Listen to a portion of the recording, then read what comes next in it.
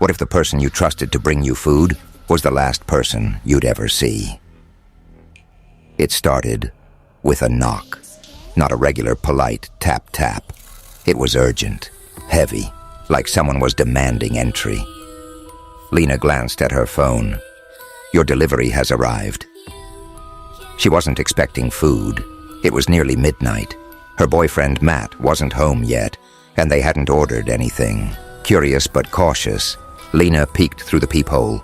A man in a faded blue delivery uniform stood there, holding a brown paper bag. His cap shadowed most of his face, but she caught a glimpse of pale, gaunt skin and chapped lips. "I didn't order anything," she called through the door. The man smiled, a tight, unnatural stretch. "Complimentary delivery for our valued customers. No charge." Something about him felt off. The way he shifted his weight, the way his fingers clenched the bag too tightly. But curiosity often drowned common sense, didn't it? Against her better judgment, Lena cracked the door open, just wide enough to take the bag. "Thanks," she said quickly, retreating. "Enjoy your meal," the man whispered. It wasn't a wish. It felt like a command. A taste of horror. Inside, Lena placed the bag on her kitchen counter and stared at it. Her unease grew with every second. The bag didn't have a restaurant logo, and when she opened it, the smell hit her. A mix of copper and something sickly sweet. She reached in and pulled out a small sealed container. The label read, "For Lena."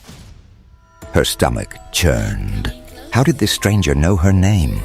She pried the lid off, and the contents made her gag. It was meat, raw and glistening. But it wasn't from any animal she recognized. It was stringy, veined, almost human-like. Her phone buzzed. A text from an unknown number. "Did you enjoy the first bite? Don't waste it. He worked hard for you." Her breath hitched. The apartment suddenly felt too quiet. A familiar stranger. Matt came home an hour later to find Lena sitting on the couch, clutching her knees, pale and trembling. "Hey, what's wrong?" he asked, rushing to her side. She told him everything. The delivery, the meat, the text. He frowned but tried to reassure her. "It's probably some sick prank. I'll handle it." Matt went to the kitchen and dumped the container into the trash. Then he locked all the doors and windows. But the knocks returned. This time they were louder, more insistent. "Don't answer it," Lena whispered, her voice breaking. Matt, trying to be brave, checked the peephole. He froze. "What is it?" Lena asked. "It's me." "What do you mean?" Matt backed away, his face pale. "The guy out there looks just like me." Lena felt a chill race down her spine. She crept to the peephole, her hands trembling. When she looked, her heart nearly stopped. The delivery man's face was no longer shadowed. It was Matt, but distorted. His eyes were too wide, his grin too sharp. He spoke, his voice muffled but clear enough to send shivers down her spine. "Lena, open the door. You're still hungry, aren't you?" For days, Lena and Matt tried to move on. The number that texted her was disconnected. The delivery man didn't return. But the unease lingered. Then the hunger began. It started with Lena. No matter what she ate, pizza, salad, even her favorite chocolate cake, it left her stomach twisting, unsatisfied. At night, she dreamt of the raw meat from the bag. She'd wake up, her mouth watering, craving the sickly sweet smell. Matt wasn't immune either. He began avoiding meals, his eyes sunken, his mood growing darker. One night, Lena caught him in the kitchen, his hands deep in the trash can, pulling out the container she thought they'd thrown away. "What are you doing?" she screamed. His head snapped up, his lips smeared with blood. "I can't stop." "Who's at the door?" Desperate, they tried to leave the city, but every time they reached the outskirts, something stopped them. Flat tires, road closures, endless detours, and the delivery man returned. Sometimes they'd spot him standing on a distant corner, watching.